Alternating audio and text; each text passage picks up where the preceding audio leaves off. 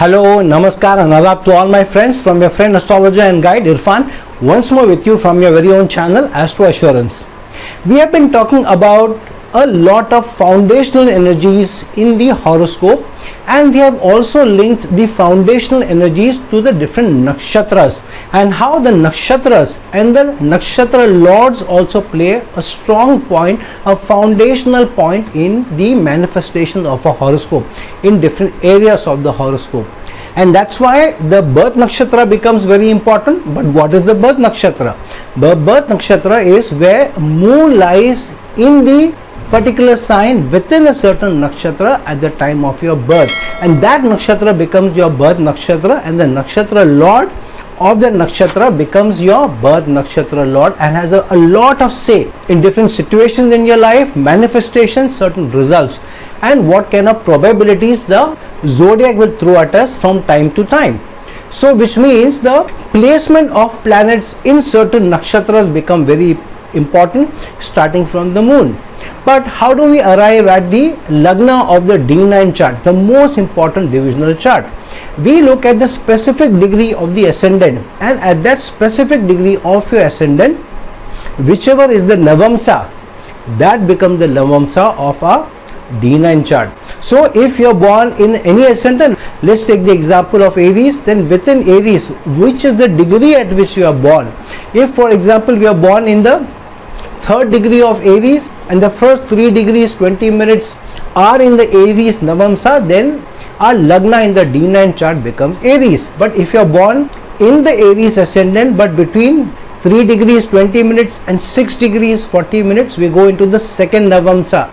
Though we have the same ascendant of Aries in the lagna chart, but because the specific degree of the ascendant is now between 3 degrees 20 minutes and 6 degrees 40 minutes, so we go into the second navamsa, the Taurus navamsa. So our lagna in the D9 chart will then be the Taurus navamsa, which means the specific degree of the ascendant is very important.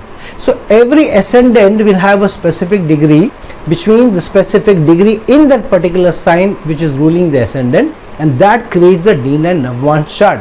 Then at that specific degree in the other 11 signs which constitute different houses, that degree also becomes very important in determining the manifestation of that sign, that house, those areas of that house that the house controls. So if you're born in the Aries lagna and you're born in the 5th degree, then you fall in the Taurus navamsa, because the 5th degree of the Aries sign has the Taurus navamsa as the second part of the Aries sign when it is divided into 9 parts. So what will be the navamsa of the second house, which is the Taurus sign, because you are born in the Aries lagna? So if the first house is Aries, the second house is Taurus. So which is the 5th degree in the Taurus sign? The 5th degree in the Taurus sign will lie in the Aquarius navamsa. So specific degrees become very important. Now whichever is the degree of your lagna chart, which nakshatra that degree lies becomes the ruler of your lagna, which means it becomes a lagna nakshatra. So if a specific degree of your lagna determines the nakshatra of the lagna, then that specific degree of every sign in which nakshatra it goes, that nakshatra becomes the most important nakshatra of that house. So it is important for us to determine not only the nakshatra of the lagna, while we have already determined the nakshatra of the birth by virtue of moon being placed in the nakshatra and that becoming the birth nakshatra and its lord becoming the birth nakshatra lord, but we also need to know the lagna nakshatra also, because then the lagna's nakshatra's energies can also be mixed accordingly. Similarly, we also need to know what is that specific nakshatra which is ruling each house because of that specific degree lying in that particular nakshatra, and through that we will know in each of the other 11 houses apart from the lagna nakshatra which are the other 11 nakshatras which are ruling or manifesting more strongly the other 11 houses. Why is it important? It is because many times the lord of your second house or your third house or your fourth house may be weak, may be in bad dignity, may not be placed well. There may be doshas in that particular house. For example, if there are doshas in your third house lord is in a bad dignity, which means all your efforts will go to naught. You will not be able to get the best results of your efforts, of your self-enterprise. Then it's very important to know what are the foundational energies of your third house. That you can get to know by knowing which is the specific nakshatra which lies at the specific degree of the third house, which corresponds to the specific degree of the lagna. So let's jump into understanding how you can determine which is the specific nakshatra apart from your lagna nakshatra, the other 11 nakshatras which manifest those houses strongly, because they will also play a strong part in you being able to manifest the results of that particular house better, especially if the lord of the house and conjunctions in that house are in bad dignity. Come, why you want to come here? Why you want to come here? Walk. Yesterday's video also you had come. Day before yesterday's video also you have to come. Okay. Enough of love. Now you can go down. Go down, now baby. Go down. For example, if you are born in the Aries lagna and you are born in the 15th degree in the Aries lagna. What is the 15th degree of the Aries lagna? If each pada is 3 degrees 20 minutes, then the 15th degree lies in the 5th pada of the Aries lagna, Aries sign. So the 5th pada of the Aries sign is in the Bharani nakshatra. So your lagna nakshatra is the Bharani nakshatra. So if you are looking at the 15th degree, taking the 15th degree of the ascendant sign and determining which is the nakshatra which rules it, then that 15th degree will also determine what is the nakshatra which is ruling each of the other houses. So let's look at the 15th degree of the second house, that is Taurus. So now in the Taurus sign, which is the second house, the 5th pada or the 15th degree of the Taurus sign is lying in the, if you count from within the Taurus sign, 1, 2, 3, 4, 5, the 5th pada. The 5th pada in the Taurus sign lies in the nakshatra of Rohini, ruled by the Taurus Navans or the Taurus Navansh, which means the second house has the Rohini nakshatra energies ruled by moon. So moon and the lord of the Taurus Navamsa, which is Venus, they too will become the foundational energies which are guiding your second house of income, remuneration, livelihood, savings. So in your most trying circumstances or even in general circumstances, you need to look at how you can utilize the energies of moon and Venus, which rule the Taurus Navamsa, in trying to get a better remuneration and livelihood, which means using the Taurus energies, but at the same time using the energies of moon and Venus, you should be able to try to manifest your remuneration, your livelihood, which means have a very materialistic but very steady focus towards your livelihood, towards your job, towards your career, and be very creative using the moon's energy, very creative, very empathetic, very understanding, and try and get into a service which has a supporting, nourishing, creative, innovative streak to it, and using the steady energies of Venus, extremely creative, artistic, connected to machines, connected to luxuries, connected to comforts, connected to property, vehicles, all the material sides of life, or toward the opposite gender or the fairer gender, connected to women, connected to the girl child, connected to the higher quality, the better qualities of life. So when you use the energies of Taurus sign coupled with the energies of the nakshatra Rohini and creativity of the moon and the steadiness of Venus, which rule the Taurus Navansh, then you will see that you will be able to get a better grip on your remuneration, better grip of your earnings, and maybe better money in the bank. Then how do you look at the third house? So if your lagna sign is Aries, second house sign is Taurus, then the third house sign is Gemini. So how will you manifest your efforts?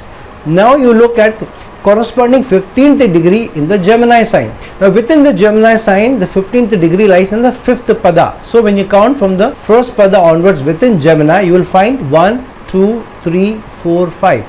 The 5th pada of the Gemini sign lies in the Ardra nakshatra ruled by Rahu and in the Pisces Navansh, which means in your effort you will use communication, you will use high effort but you will also use unique communication, unusual communication, breakthrough communication, which Rahu represents. And with the compassionate, positive, overarching, dignified, helpful nature of the Pisces sign, which could even be being very flexible, very fluid in how you put in your efforts, where you put in your efforts, and be more innovative as well as more strategic in your communication, which the Rahu Nakshatra, which the Ardra Nakshatra ruled by Rahu manifests. And using the Pisces energies of high compassion, high empathy, high emotions, high positivity, all of them put together.